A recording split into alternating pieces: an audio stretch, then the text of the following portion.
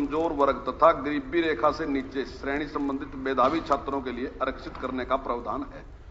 कोविड-19 महामारी के कारण शिक्षण स्तर 2020-21 में स्कूल नहीं खुल पाए। इसके कारण 134A के तहत एडमिशन प्रक्रिया नहीं चलाई जा सकी तथा 2021-22 में भी कोविड-19 के कारण सितंबर 2021 तक सरकारी तथा प्राइवेट स्कूल बंद रहे, जिसके कारण फरवरी-मार्च 2021 में उपरोक्त एडमिशन के लिए समय सारणी जारी नहीं की जा सकी। इस संबंध में माननीय उच्च न्यायालय में दाखिल याचिका नंबर 16,736 आप 2021 के उपरांत दिनांक 8 अक्टूबर 2021 को दाखिले के लिए समय श्रेणी जारी कर दी गई।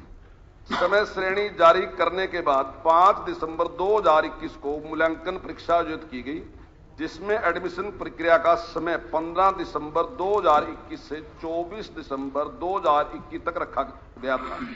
बच्चों व अभिभावकों की मांग व सुविधा के अनुसार इस पीरियड को 3 बार आगे बढ़ाया गया और एडमिशन प्रक्रिया 18 फरवरी 2022 तक चली, जिसमें 66,995 बच्चों ने आवेदन किया।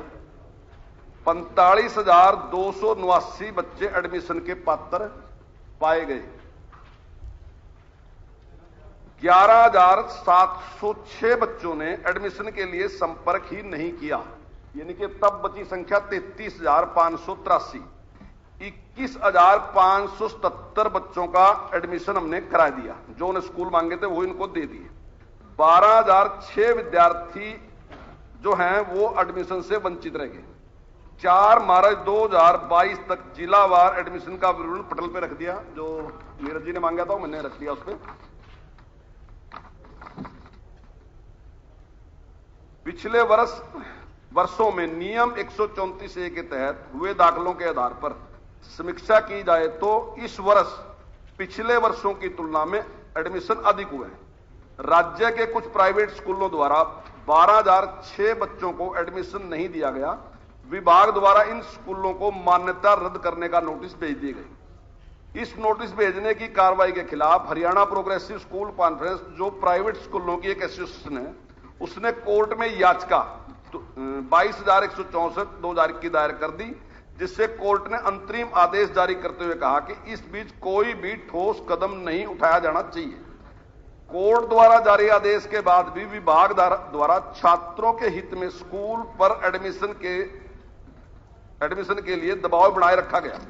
स्कूल एसोसिएशन आदेशों की पालना न करने का हवाला देते हुए दोबारा कोर्ट में चली गई और अंतरिम आदेश की अनुपालना COCP 200/2022 दायर हुई, जिसकी आगामी सुनवाई 21 मार्च 2022 को निश्चित है।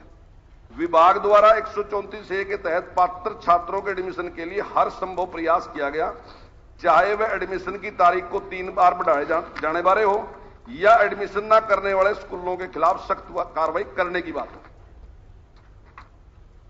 दाखिले के लिए जिन पात्र बच्चों ने विद्यालय छोड़ने के प्रमाण पत्र ले लिए थे, ऐसे विद्यार्थियों का साल खराब न हो, इसके लिए विभाग द्वारा 7/2/2022 को जारी आदेश में यह सुनिश्चित किया गया है कि इन बच्चों का एडमिशन इनके पुराने स्कूल में या सरकारी स्कूल में किया जाए। स्कूल शिक्षा विभाग हरियाणा द्वारा किसी भी प्रकार की, ये नीरज जी का प्रश्न है, स्कूल शिक्षा विभाग द्वारा किसी भी प्रकार की भूमि का आवंटन का कार्य नहीं किया जाता।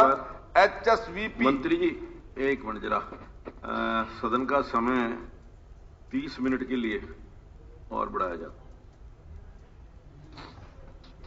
हरियाणा शहरी विकास प्राधिकरण द्वारा शहरी संपदाओं में स्कूल हेतु उपलब्ध भूखंडों को दिनांक 6/5/1993 से खुली नीलामी द्वारा बेचा जाता है और दिनांक 6/5/1993 के बाद से स्कूल संस्थानों को भूखंडों का आवंटन रियायती दरों पर नहीं किया जाता।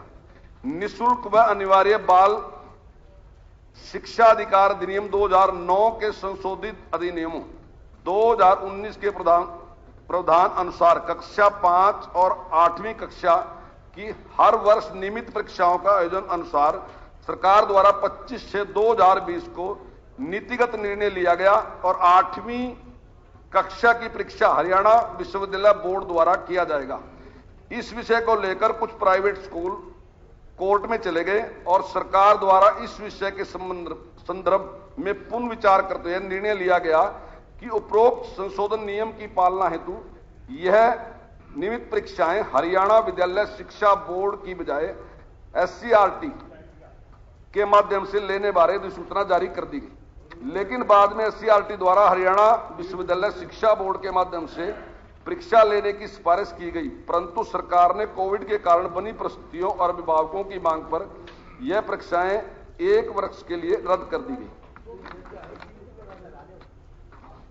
नियम 134A के तहत कुल 66,495 छात्रों द्वारा आवेदन किया गया, जिसमें केवल प्राइवेट छात्र स्कूलों के छात्र जो हैं वो 55,029 बच्चों ने आवेदन किया।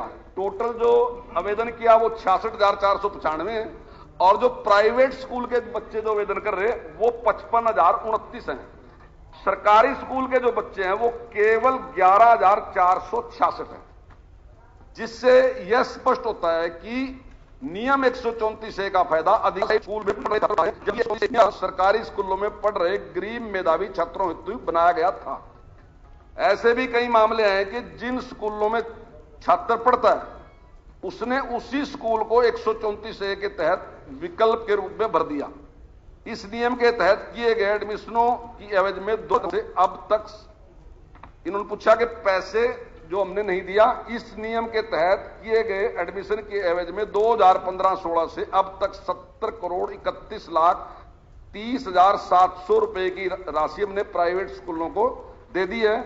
निःशुल्क व अनिवार्य बाल शिक्षा का अधिकार अधिनियम 2009 के मद्देनजर राज्य सरकार द्वारा पारित 134A नियम के पुनरुद्धार हेतु सरकार के विचाराधीन है।